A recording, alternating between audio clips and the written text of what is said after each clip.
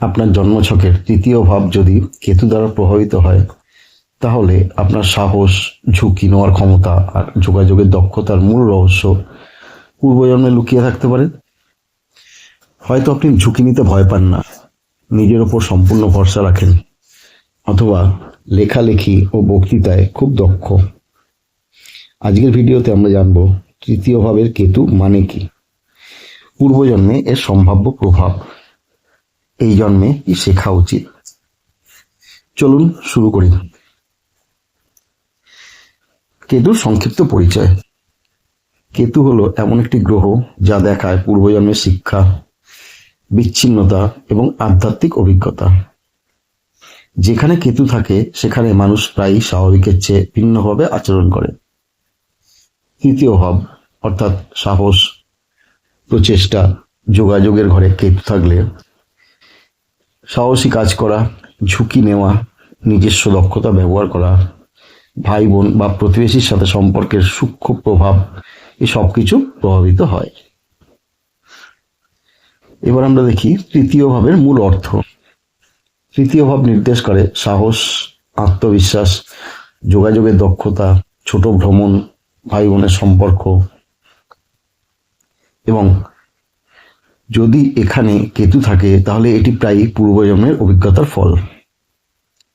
ধরে নিন আপনি ঝুঁকি নিতে ভয় পান না, সেটা সম্ভবত আপনার পূর্বজন্মের সাহসী চরিত্র থেকে এসেছে।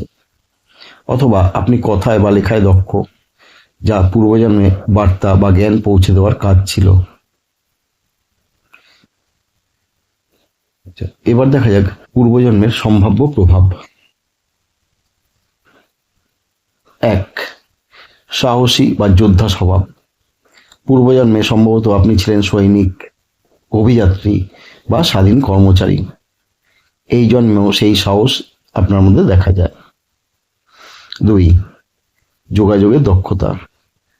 পূর্বজন্মে বার্তা পৌঁছে দেওয়ার কাজে যুক্ত ছিলেন। এই জন্মেও লিখতে বা বলার ক্ষমতা প্রায়শই শক্তিশালী। 3. ভাই বোনের সম্পর্ক। সম্পর্কের ক্ষেত্রে কর্মফল বা দায়িত্ব গুরুত্বপূর্ণ। কখনো কখনো সম্পর্ক জটিল হলেও গভীর। 4. অত্যাধিক আত্মনির্ভরতা। নিজে অনেক কিছু করতে পছন্দ করেন, সাহায্য নিতে মাঝে মাঝে সমস্যা হতে পারে। তৃতীয়, কেতুর চ্যালেঞ্জ। যদি কেতু খুব শক্তিশালী থাকে তবে কিছু চ্যালেঞ্জ দেখা দিতে পারে, যেমন অতিরিক্ত আত্মনির্ভরতা, আমার কারোর দরকার নেই, বা ধৈর্যের অভাব, দ্রুত সিদ্ধান্ত নেওয়া, যোগাযোগের ভুল বোঝাবুঝি। তাই সাহস ও দক্ষতা সঠিক কাজে ব্যবহার করা সর্বদাই জরুরি। এবার দেখা যাক এই জন্মে শেখার বা শিক্ষার বিষয়গুলি। এই জন্মে তৃতীয়ভাবে কেতু থাকা মানুষদের শিক্ষার বিষয় হলো অন্যের সাহায্য গ্রহণ করা, ধৈর্য এবং পরিকল্পনা শেখা, যোগাযোগ দক্ষতা কাজে লাগানো, জ্ঞান এবং ধর্মের পথে এগোনো। অর্থাৎ কাজের জটিল প্রকল্পে নিজের দক্ষতা প্লাস ধৈর্য প্লাস সহযোগিতা, তবেই সাফল্য আসবে।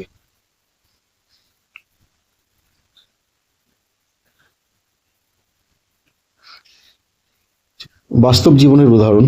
একজন শিক্ষিকা যিনি সাহসী এবং দক্ষ, কিন্তু নতুন পাঠ পরিকল্পনার জন্য সহকর্মীর সাহায্য নেন, অতএব ফলাফল চমৎকার। একজন ব্যবসায়ী যিনি ঝুঁকি নিতে ভয় পান না, কিন্তু পরিকল্পনা ও জ্ঞান ব্যবহার করে বড় সাফল্য পান।